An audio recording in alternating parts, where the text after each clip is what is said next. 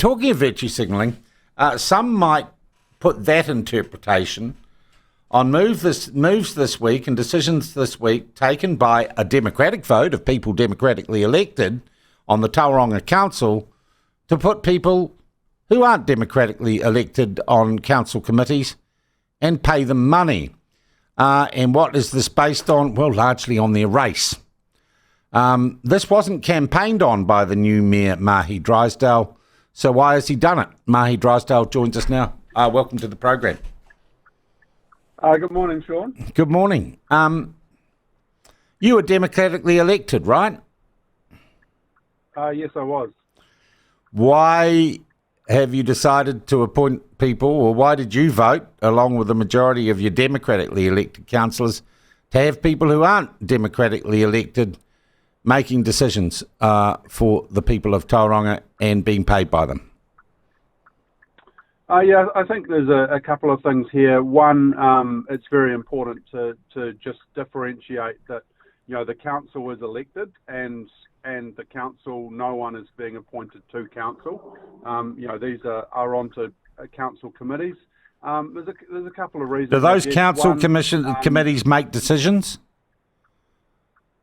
They do. Based on voting? Decisions are always... yes, they do. Right. Okay. They always, the big decisions are made by council, and that's very important to know. There is no way you can delegate, some of the things like bylaws and things away from council. So that is very clear. But this is actually very much status quo for Tauranga. We've had representatives since 2016 on council committees, and we've seen some representatives really good of what outcomes. groups? I mean, you've got a lot of old people there. Do you have pensioners representatives? We have Iwi representatives on those committees, and we've seen any other groups, Mahé? Any other groups that are significant in your community who are on these groups who get these privileges? No, there's. So it's race-based, right? It's race-based. Not entirely, because we're actually asking for specific skills and expertise. As long as you're Maori. Saying that, to put it into context, Sean, there is legislation saying that we must consult with Iwi, and is sitting someone on committee consulting or not? Who decided that sitting someone on a committee was consulting? No, because what happens is when they're involved in the decision, the consultation becomes a lot easier, and that is exactly the thing that we have found in Tauranga. Some of the things that have happened have been better outcomes because of it, and I can name you a number of So things, why don't you extend that privilege to people other than iwi groups, Mahé, if it's such a great idea? Because we don't have to consult with anyone legislatively apart from with iwi, and that is the difference. Obviously things like the annual plan, we've got to consult with our community, and they, but that is the whole community. Okay. And you're going to pay these people? Yeah, we are going to pay them. They'll be paid in line with our other appointed members of. And who are the other appointed members of those councillors?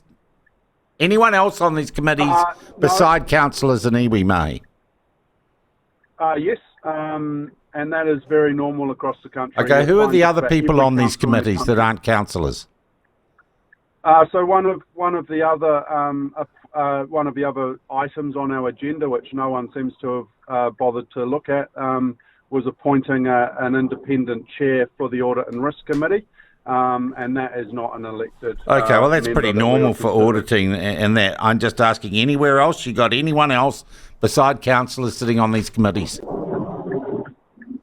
No, there's no. There's okay, so it is entirely based on whether you're iwi, apart from auditing, which can stand apart from that. That's fine. How much are you paying these people in total a year? Because you must have, being a responsible mayor, figured out, and I'm sure the audit committee would look at this, how much this is costing the ratepayers of Tauranga. That was one of the resolutions is we're asking for the CEO to report back as to what would be an appropriate pay. But if you look at it compared to our other appointed, we actually do have other standing committees with appointees, and those rates would suggest that the total cost for all the three members would be under $10,000. Okay, for a year. Yeah. Okay, that's not a bad deal. I'll give you that. What sort of response have you had to this news and this decision? It's been pretty mixed. We've had obviously a lot of feedback that is against it. But I think at the end of the day, they probably don't understand the outcomes that Tauranga has got because of this sort of participation, I guess, over the last few years, and what happened around the Mowal base track, what's happening with Te Manawataki o Te Papa, what's happening at Dive Crescent, that is all because of our partnership, with Maori. Whoa, hang on. The partner. Where does this idea of a partnership come from? Because there's at the end of the day, there's legislation that requires us to consult on. Consult. That doesn't mean a partnership, Mahi. Where do you get this word partnership from? Because when we have partnered with Iwi, and those were three projects that we have done that on, we've got better outcomes for the city.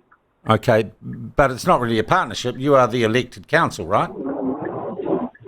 No, sorry, just get this clear. I'm not talking about the elected council. I'm saying when Tauranga City Council have partnered with Iwi, like for example, we'll use one Te Manawataki o Te Papa, and we have a co-ownership model for the land that is going on. So that is co-governance between our Otaumataha Trust and the Tauranga City Council that own the land in the centre of a CBD. We have got very good outcomes from that. Do you believe in co-governance? No, I don't believe in. Why do you use the word then? Because I'm saying that is one example that it works, and in certain situations it is. I do believe in it because I've seen. Okay, so you do believe in co-governance. Do you believe this move is part of honouring the treaty? And do you have official advice to that effect?